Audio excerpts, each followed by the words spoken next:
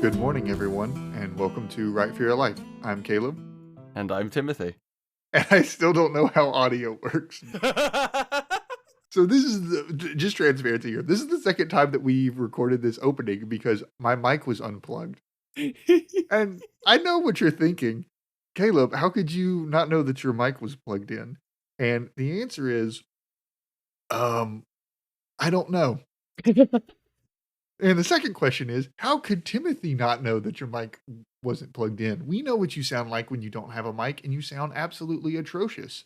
uh, I'm gonna blame it on getting 3 hours of sleep, and also we can blame it on Discord making everything sound slightly bad.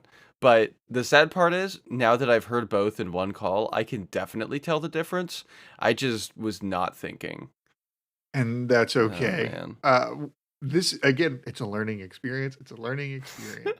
It's the mantra. The second thing is we had planned to record 2 episodes in person. We did not do that. Yeah. We got very excited about the one episode and spent about 2 hours recording it.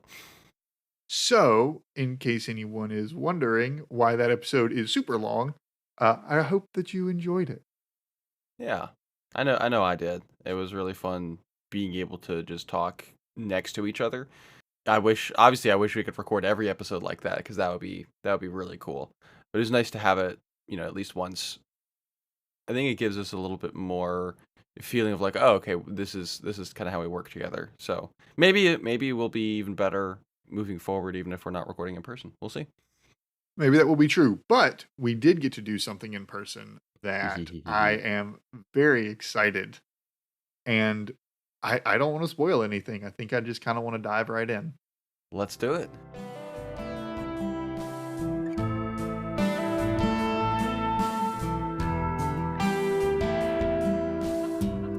The doc was snipping the last of my face stitches when muffled voices came flooding into the small locker room with a roar, as Mac swung the door open with his back facing us and his front toward them.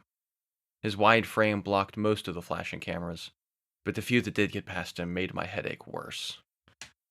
Like always, he will not be answering questions from the locker room. He'll be out at the podium in a few minutes. Please head that way. He took a step back into the room and closed the door as they kept trying to shout out a variety of questions, hoping for a response. I was grateful when it closed, and the noises returned back to their previous muffle. Rabid dogs, a lot of them. He scraped a chair across the floor, spun it around, and took a seat. The doc stepped back to let Mac get a better view of my face. Not as bad as I thought. You're a miracle worker, Doc. She bowed a little to accept the compliment. He won't be back to his pretty boy self in the next couple days, but with enough time he'll be alright. No permanent damage, surprisingly. Mac responded, I greatly appreciate all the work you put in. Worked as hard as us, if not more. She flashed a small smile. I'll head back to the hotel and give you two some space. If you need anything before then, give me a call. I'll find a way to get you what you need. I thanked her kindly, and she packed her bags, walked out the back of the locker room. Mac and I both sat in silence for a couple moments, as the voices outside were riled into a fervor. Must be him walking through. Mac checked his watch.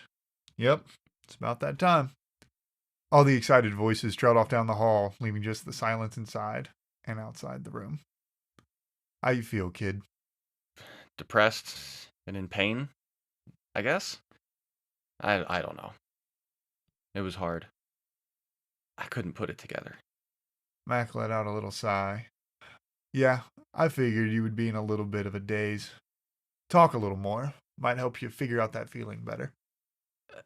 I thought I had him in the sixth. He was in the corner. I could feel it.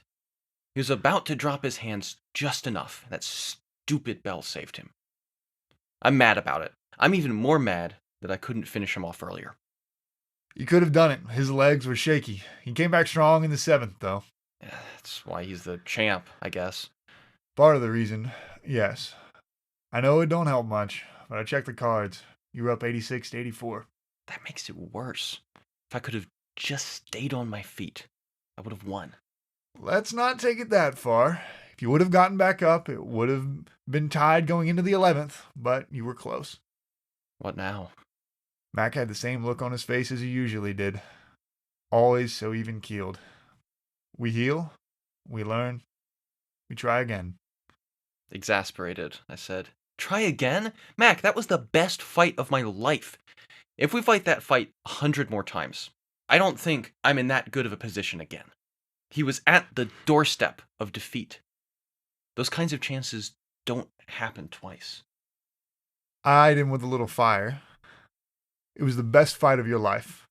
You were so light, so fast. You looked like you were floating out there in the 4th and 5th. He was seeing ghosts. It wasn't for long, but even I could see the fear in his eyes. The world could see it. In the 6 years he's held the title, no one has made him sweat that much, work that hard. That's why we have to try again.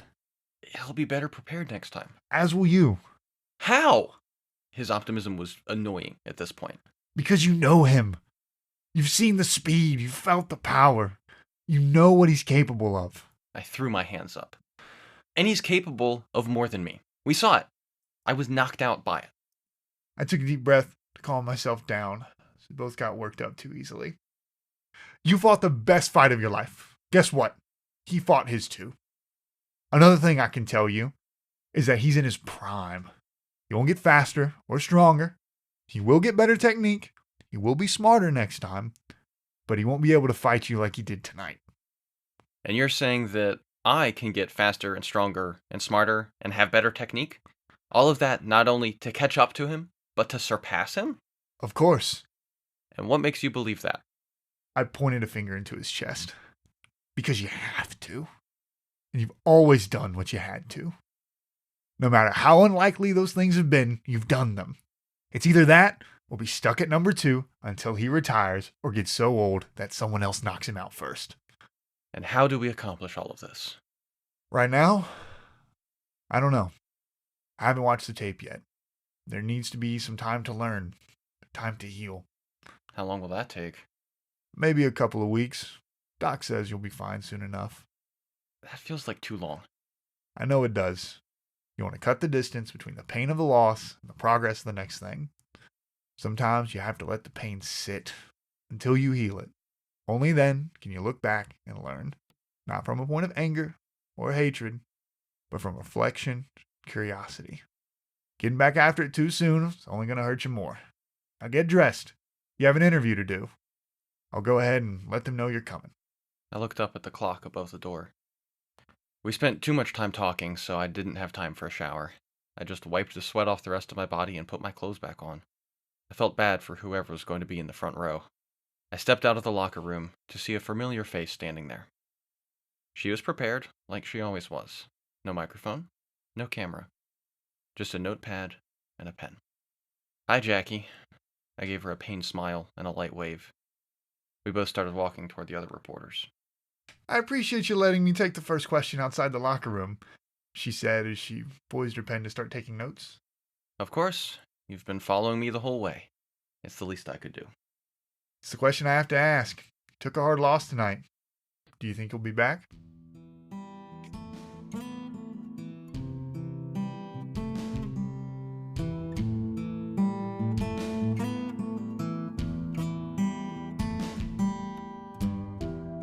So, what did you think? Well, I mean, I could ask you the same thing because we both read it. That was very enjoyable to record. But, really just getting into it, I really like the ending. There is a lot more to this. It's a lot longer. I mean, it's 4 pages in the Word document we made. It's a good 1,200, 1,300 words. And so it doesn't have the same kind of, pithy, let's dig apart every single line, because it's built for a different purpose. It's very much a short story. And you get a lot of the cool things that you get with short stories, the characterization, all of that stuff. I think it was really fun to sit down and record it with you and kind of figure out, what do these characters sound like? Just, again, a little sneak behind the curtain. Right before we recorded, Caleb essentially gave me, hey, here's the context. Here's what this character has gone through. And that was really cool, helping me figure out, what his perspective was trying to write this, and then also how I was supposed to be that character. What did you think of recording it? I thought it was great. I had a great time in the room. I think that you're a much better orator than you give yourself credit for. Frankly, I thought you were excellent in this Well, piece. thank you. I also realized I may need to do a little more cleaning up in post production, but I can make those edits on my own. They'll never know. It was awesome to record it in the room, to go back and forth. I mean, I have a little bit of theater adjacent experience, so I love performing. I love putting on a good Mm-hmm. show, and so doing that with another person makes it feel better, makes it feel easier to do that sort of thing. And I very much enjoyed myself recording it with another person, because particularly in this one there are four characters in it, and so it would be very difficult to try to differentiate four separate people without getting into, at least for me, weird or uncomfortable accents. So having another person in the room to take literally half of that load away was very Yeah, enjoyable. because you can easily differentiate between two people with your own voice, just using different tone and cadence and stuff like that. But once you get to four, that gets real hard. Right, and doing voices has never really been my specialty. I can modify my voice 3 or 4 different ways, but that's just me choosing which version of my voice to use in particular situations, not necessarily, different voices for speaking or acting purposes, I guess. Yeah. And it was really cool, because even if it's just the other person and you're kind of playing off each other, it's still an audience. It's an audience of one, but it helps to have someone else there because we've talked about this before. It's the difference between the live recording and a can recording. It's the difference between, live music and a DJ. There's just something about it. There's an energy there that you don't get otherwise. Yeah, and I was very grateful that we could do that in Yeah. person, because frankly, the only time that we have planned to talk to each other and to see each other in person for the next literally undetermined amount of time. Yeah, we'll have Airbnb at some point, but that's in the future and has not been planned yet. No, that may be Yeah. next year at some point. Who knows? I very much enjoyed that experience of recording in person. Yeah, me too. So to get into diving into, why you're this, how you're this. I guess we can start at the ending because that's the most punchy part. That's kind of, you've built up this entire story. It's a short story. It's going to deal a lot with, the emotional response. You build up the whole story, and then the final question and kind of where you leave the reader hanging is, you took a hard loss tonight. Do you think you'll be back? And there's no response to the question.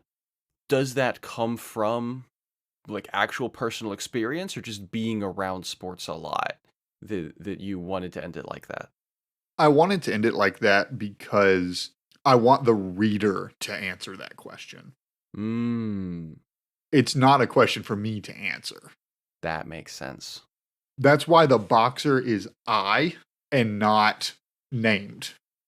So you're essentially giving the reader a lens to see this, and you're putting them in the shoes of this is you, this is what you're feeling, this is where you are.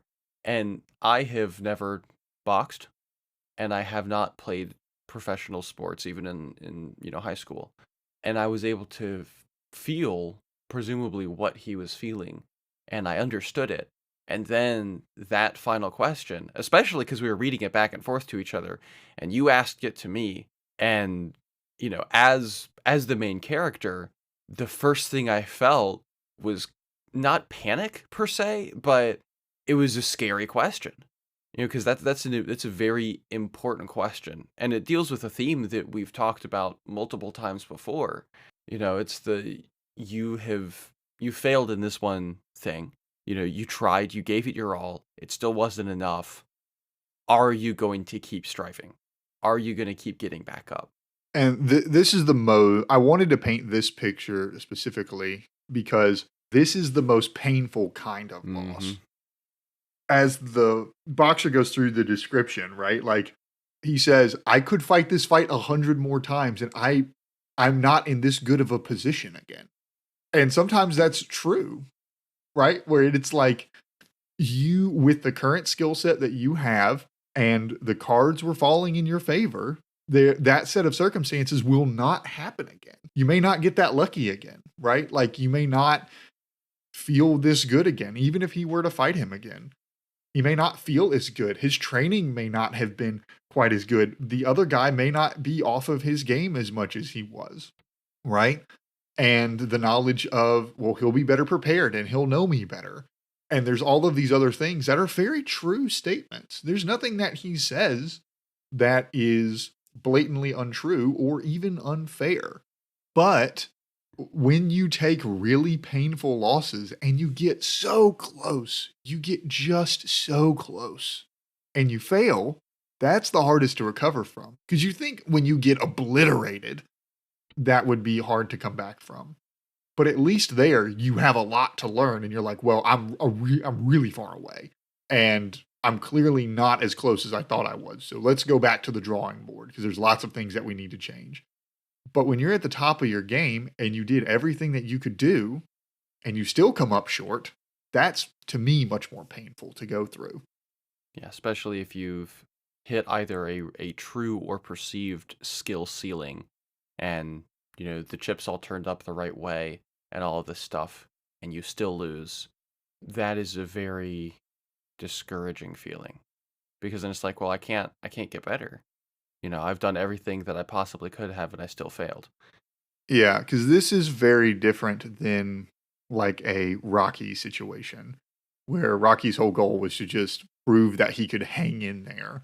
In the piece, you're the number two contender, right? Like you are the contender, or you're one of the very best contenders to fight the champ. Yeah. And that means that you've been around the block a few times, you've had a few losses, you've had a lot of wins, but something about being that close to the summit and just not making it, that hurts a lot because it takes a lot to get there. It's often called in sports the championship hangover. Hmm. Whether because teams that lose the Super Bowl, and even teams that win the Super Bowl, but teams that lose the Super Bowl, it's very hard to get back. It's very hard to get. Historically, teams do not get back. They do not get back with the same group of people. There are rare exceptions, but that requires being an all-time generational talent. Everyone else in that room, they may only get one chance. Yeah. And, a lot of people joke about, Silver being, the first loser. But in a lot of ways, that is true, especially in a situation like this where number one is the goal. It's not just, oh, I want to do better than most of the people. I want to do the best. I want to beat the best. And then you don't. And that is oftentimes more painful because you set your sights higher. Yeah, and it's getting that taste. It's seeing it. For a sports analogy, when you lose in the first round of the playoffs, you're like, okay, well, there was clearly a lot between us and the finish line. Mm-hmm.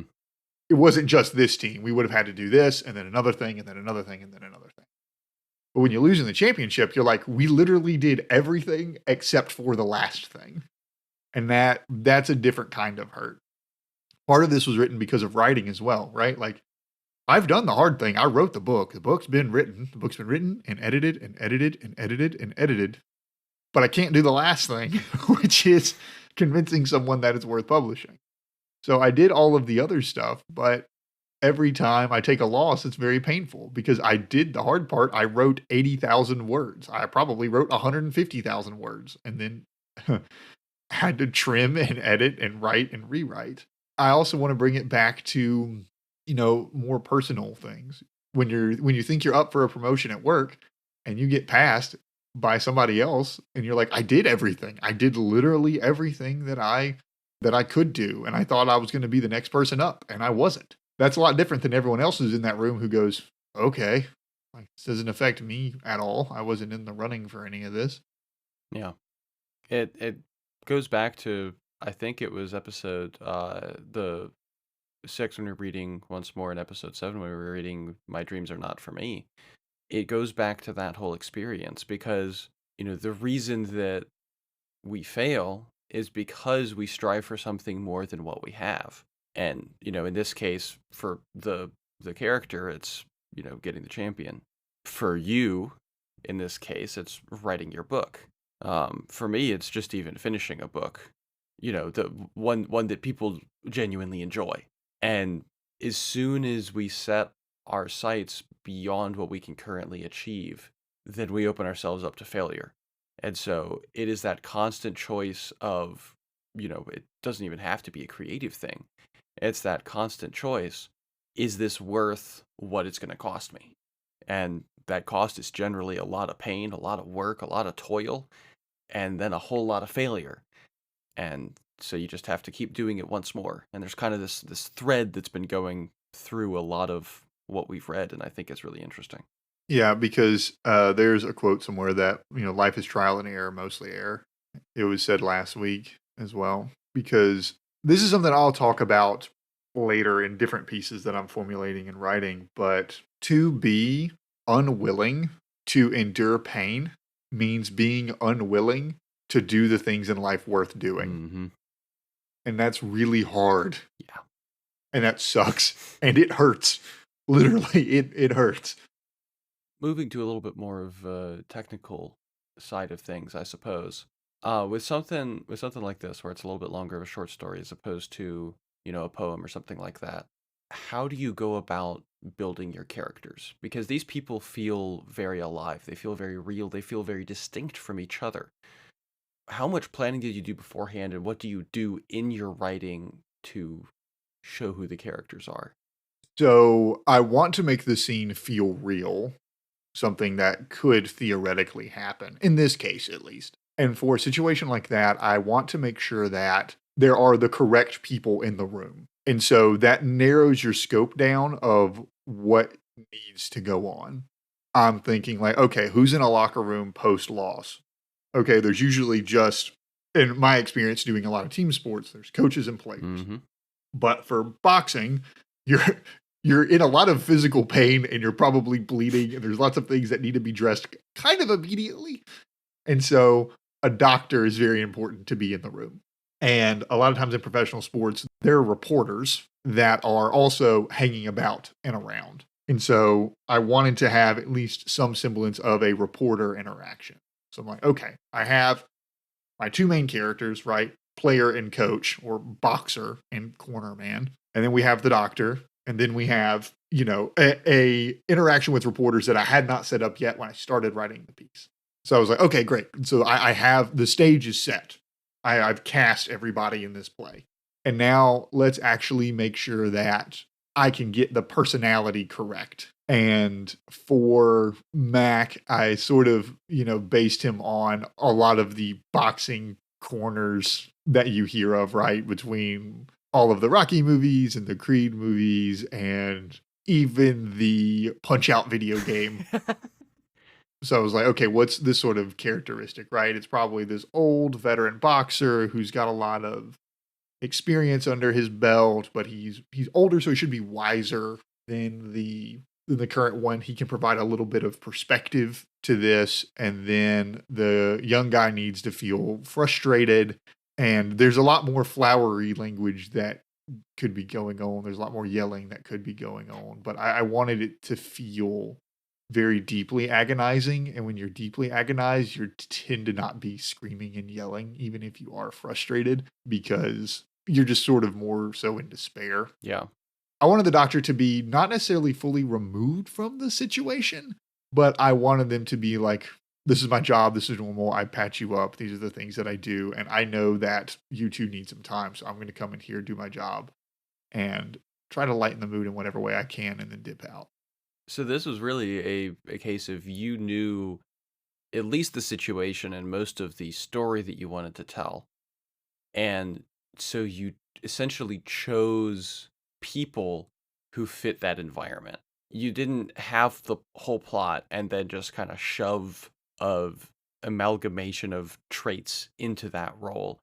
You set up a situation, you knew where you wanted it to go, and so you chose characters who would make it go where you wanted it to go. Is that accurate?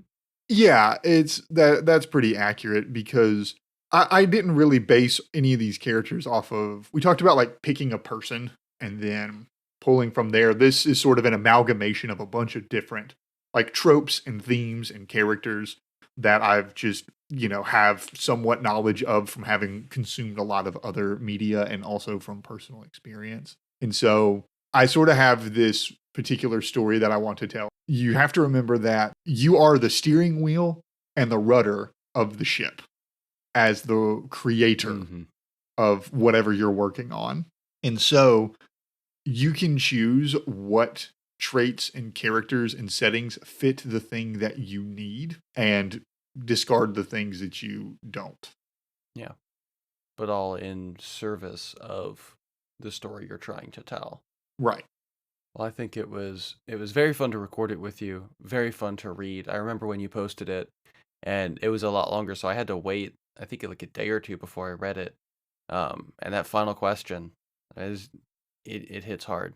Yeah. And that's the question that I pose to everybody who reads this or listens to this is when something bad happens to you, because it's not if, it's when, because that is life. What are you going to do? Because you have choices to make and the world will go on. So, transitioning out of this solemn and somber moment, what has been inspiring you this week? So I had prepared for, us recording 2 episodes on Monday, and obviously that didn't happen, but I still have my prepared notes, which is good because earlier this morning I was panicking about, oh wait, what am I going to talk about? And then I realized, oh, I'd already prepared for this. I can calm down. So I'm actually going to talk about a YouTube creator. Have have you heard the name Eddie Burback? Ooh, the name feels vaguely familiar, but I can't bring any details. Well, he used to do a lot of kind of that commentary style, like the Drew Good and Danny Gonzalez kind of style of videos. But in recent years, he has very much shifted his focus, and he's almost I don't even know how to describe him, so I'm just going to give an example. His most recent video, he's changed the title of it a couple times because you do that on YouTube videos to see what performs best. But the most recent title of his video at one point was I ate like RFK Jr. for a month. The thumbnail was two pictures of him, doing like, oh, this is my, diet progress. So he's got the shirt off and all that stuff. And the only difference between the two photos is the saturation. And so it makes him look more tan in one of them. His facial expression is exactly the same. He's wearing the same clothes. It's really funny. And there was another video he did a while back, and people may have heard of this one. It got covered a little bit more, where he only talked to ChatGPT for, I want to say it was a couple weeks. Maybe it was just a week. It was a long time. And he basically let himself be sucked into the AI psychosis to see what would happen. Yeah. And so he has moved from, oh, I'm just going to talk about stuff that's happening, to really diving deep and experientially into a very specific topic. So there's two things I want to highlight that have really inspired me as someone who wants to start making things, creative things. The first one is how he tells a story through it.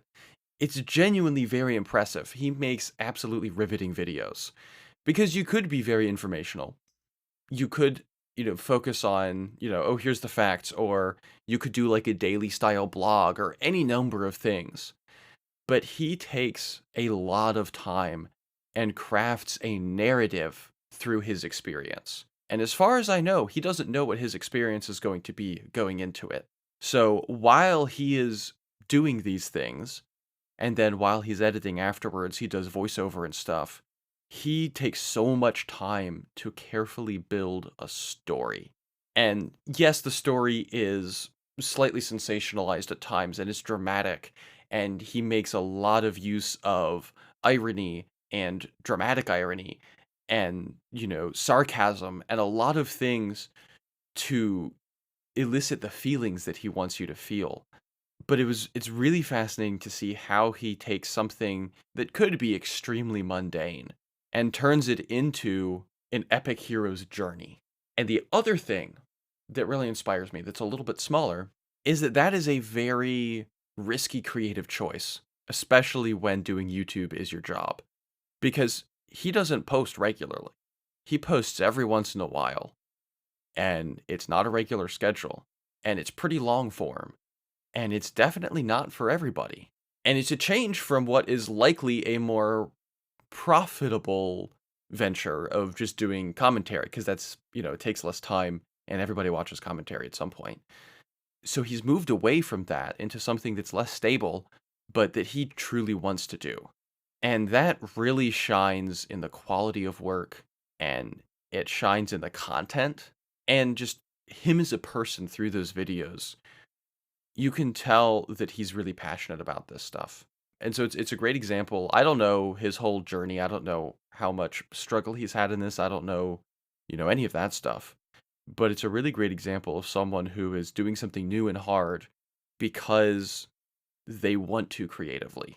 And it's not as much of, oh, let's dive into a specific story here or anything like that, but just him as a person, the choices he's made and what he creates. It really struck me. It's always very intriguing to see like creative risk taking, especially from someone who's already very well established, Mm-hmm.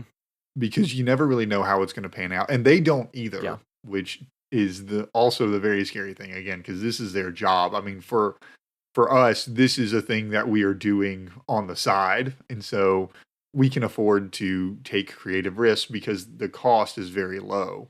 But when the cost is very high, it becomes increasingly more difficult to take risk.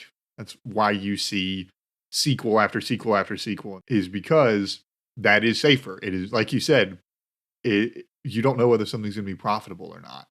It does mean that your normal schedule and flow gets interrupted most of the time. And so to see someone who is established being like, I'm just going to change it up. We're going to change up the formula. We're going to try something new. And seeing the care behind it, because it's probably what got them into doing whatever they're doing to begin with, is this passion and this drive to create whatever they were creating. But as I very well know, and as you know, what you care about creating changes. Yeah. And you can either choose to do what you did initially and go out on that limb, but be risking a lot more, or you can choose to just keep doing what you're doing and it works. And it may stop working one day because, you know, who knows? I mean, the algorithm, the way the wind blows, how hot it is outside, all of that other kind of stuff. I mean, out of all the experimenting that we've done, there's not really been a substantial change one way or another. But that's because we're working with a much smaller sample size. Yeah. That's very interesting, because I also think about like Markiplier making a movie, Mm-hmm. right? Where it's like, this is something that is completely new and different that very much interrupted his posting schedule and all that other kind of stuff for his main source of income, which has and is still YouTube, to go and do a very large project with lots of creative risk that you have no idea how it's going to pan out. Yeah. Well, and for every Iron Lung, there's, a bunch of projects that don't end up being that successful. A lot of them end up failing. And so the thing you have to decide before you start on one of those endeavors is, what am I going to do when this fails? Or if this fails? Is that a risk that I'm willing to take? If Markiplier wasn't willing to risk that, then he would have either made a safe choice or not made the movie at all, and neither one would have been successful. But then, you look at all the people who've tried to do that and it hasn't worked out. That is very painful, because you put a lot of effort into it, a lot of money, a lot of time, a lot of creative energy, and it doesn't work out. And there's not really a silver lining to that, apart from, you learned something new, you have new experiences now, all of that. It's just sometimes that's how it is. You create a thing and it may not be what you envisioned. And so the question you have to ask is, will you be back? And that's always a hard thing, because especially when you have people who take really big swings and they're like, this cannot fail. And then it does. What now? Well, what's been inspiring you? So I'm making a pivot for whatever I was going to talk about, which I forget what I was going to talk about, but I'll probably talk about it eventually. So at work, we sort of have the opportunity to attend very interesting talks. Some of them are interesting in a good way, and some of them are interesting in a bad way. I've attended a couple of them that are interesting in a bad way, but yesterday I attended one that was interesting in a good way. And it talked about the science of compassion and the science of helping others. Interesting. There was a doctor from Cooper Hospitals. It was a Cooper medical study. Completely did not write down this person's name. Shout out to them. They were a great speaker. They do a lot of really good work. They're a doctor. They do more important things than I could ever do. but he studies what he has dubbed compassionomics. Nice. I like it. Which is the study of compassion. So to not go super into detail, because the talk was an hour long and I could talk about it for an hour and a half. Basically, he became the CMO of Cooper. And when that happens, it was like, okay, we're going to make this, they said, we're going to make this easy for you. We're going to hire a big time consultant to come in and learn what we can do to make us better. And so this consultant comes in and they essentially come back with 2 pieces of information, the most consultant pieces of information ever, which really is like reducing burnout and making people feel appreciated. And it's like, okay, this is very squishy. Yeah. He goes to a doctor that he knows at Cooper that is very, very science. He does a lot of studies. He's been published in JAMA a couple different times. He does a lot of research in his free time, like medical science nerd to a T, right? He showed a picture of him and said, "This is the most expressive I've ever seen him." And it's just a picture of him blank faced. Like, that's the kind of person that we're working with. He was like, "Can you help me with this?" And he goes, "No, because this is so squishy. Like, I can't do anything with this." And he was like, "Just research it. Just research what like appreciation and compassion and things like what can this do? Do we have any studies on this? Is there anything we can learn from this?" And the stunning thing is there's actually quite a lot of data and information about what compassion does to you and for you. And I wrote some of them down. So the biggest predictor of people of health in their 80s was their connection with other people. Wow. And by the way, he defines empathy as the feeling or understanding of another's emotions, and compassion as the response to someone's pain. So compassion is like empathy plus action. Yeah. They found out that you are more likely to get a win-win scenario in negotiations when you are focusing on the other person and not yourself. Poets that use the terms I and me were more likely to commit suicide than poets who use the terms as we and us. People that volunteer more than others have better overall health biomarkers than people who don't. People who are happy are more likely to attempt a task for longer and more often than people who are not. Surprisingly, when you show compassion and empathy for others, you have slower aging and less overall body inflammation.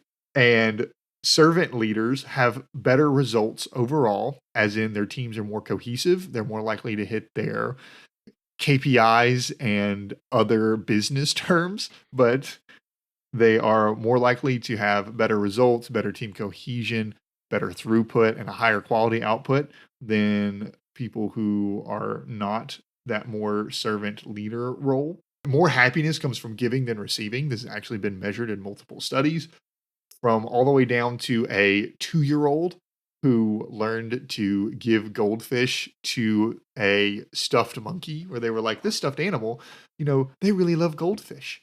And so this 2-year-old who really loves goldfish got more happiness out of sharing their goldfish with this stuffed animal than they did from eating the goldfish themselves.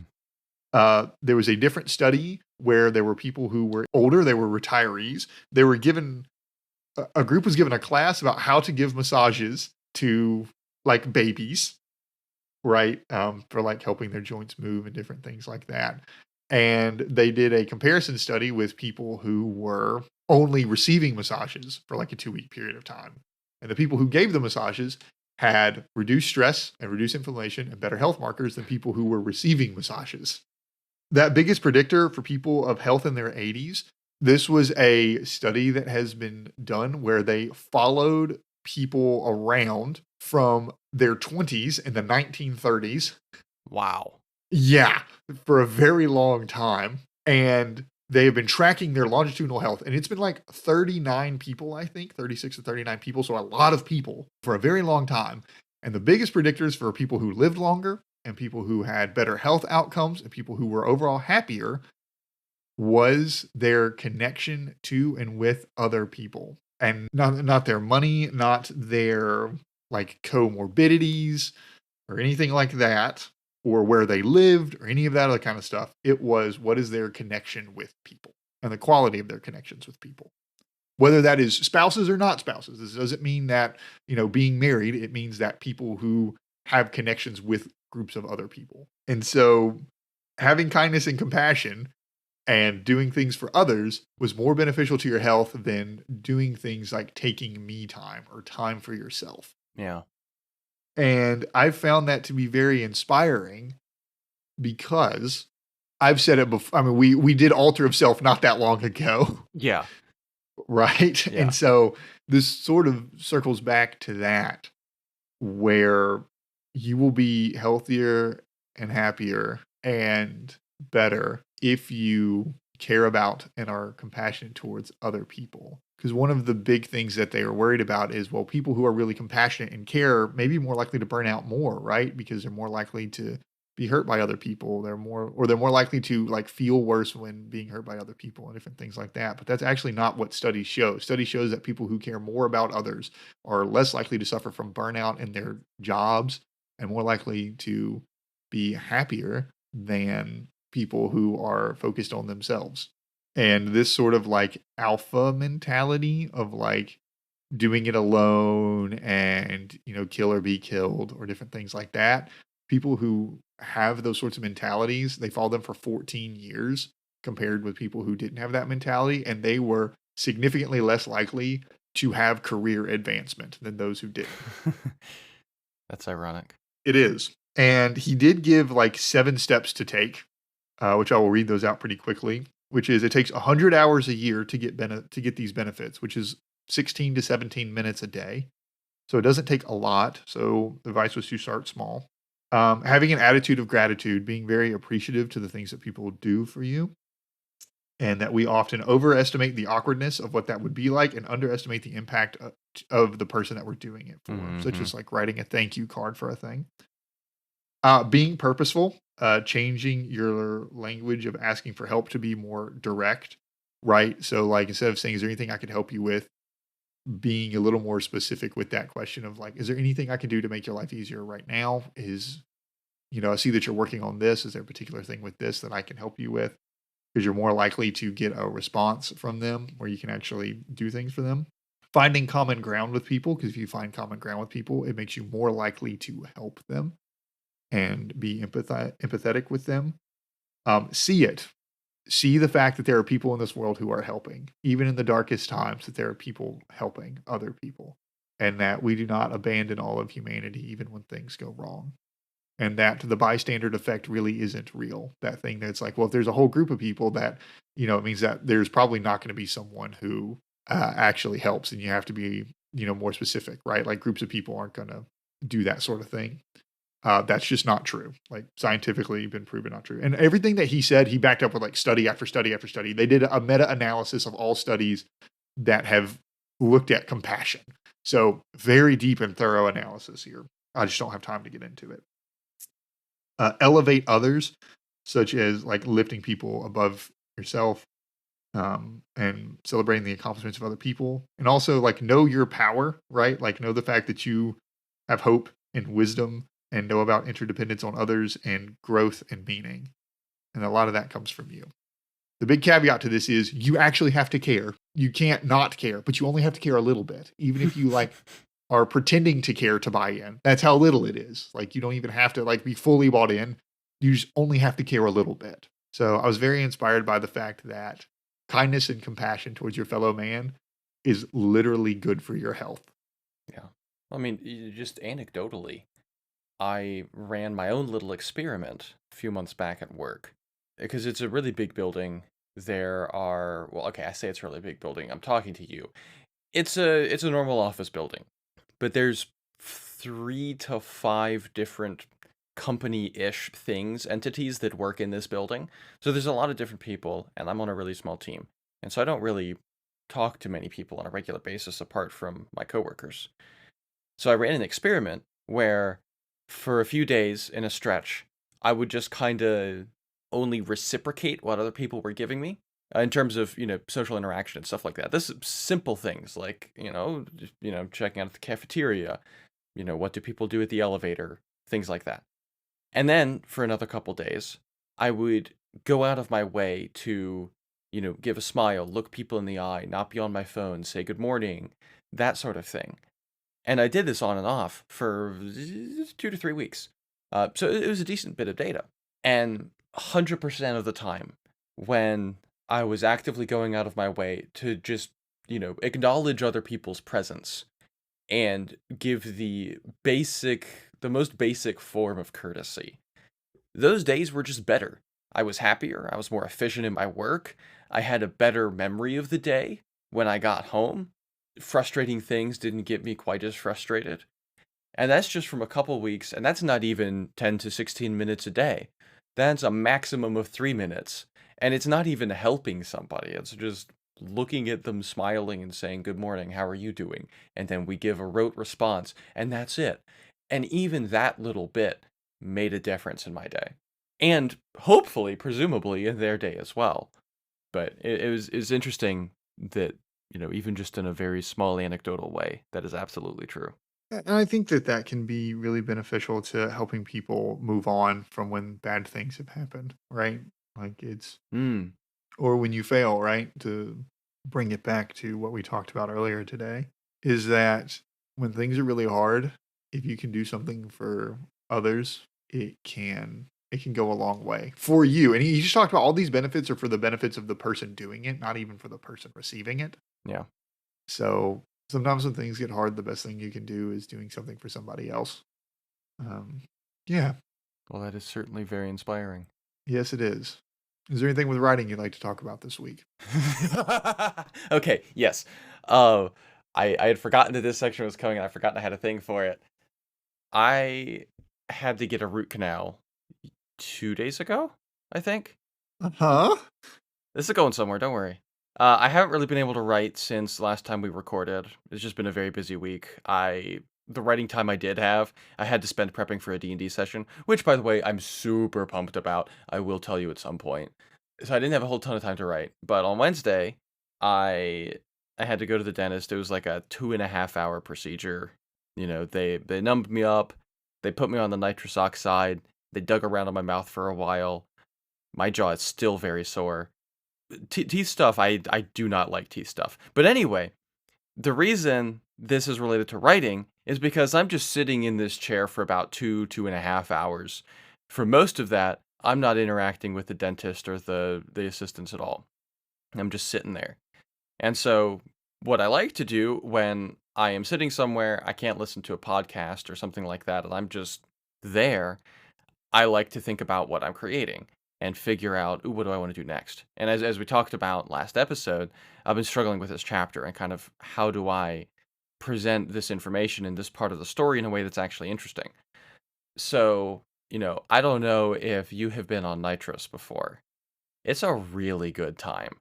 I have never been on it. Yeah, so Yeah, this is a do drugs kids PSA. It was incredible and I felt so creatively alive.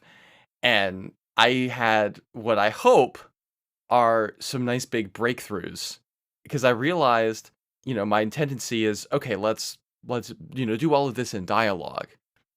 And then I realized, wait, I was thinking about it and I think the thing that this experience gave me and just I okay, I'm not actually, encouraging people to go do drugs. This is just an experience that I had. But um if you were to do drugs, theoretically, make use of the time if you were to do drugs in a theoretical world. Make sure that you use your time creatively and effectively.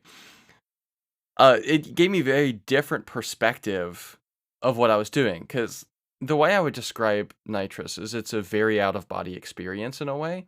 You feel like your body's sitting there and then your mind is off doing something else. Physically, mentally, all of those things. It's very much a unique experience. So I was able to look at what I was writing in a different way, and I don't know why I didn't think of this before, but I was thinking about, okay, what's the purpose of this? What does the reader want to know? And the reader doesn't care about all these random side characters who are saying all of these things. That doesn't matter. It has no emotional impact. It doesn't drive the story. The reader wants to know how the main character is seeing the situation, and then what the other main character is doing in this situation. So I decided, I haven't done this yet, but I decided I'm just going to go back and rewrite the entire thing. And the idea is I'm going to give some brief summaries of brief descriptions from the main character's viewpoint of, here's what he's seeing. Here's what he's perceiving is happening in this room. Because Mhm. as much as I am a proponent of show don't tell, I think in this case, telling makes more sense because the telling is also showing what the main character's perspective is, as opposed to letting the reader form their own perspective. The reader gets to form their own perspective on the main character's perspective, not on the things that are happening. And then we can Right. go focus on, the other main character and what he's doing and really spend some time in that with a side character that we can develop a little more and we can get some of that natural flow that happens in a longer conversation.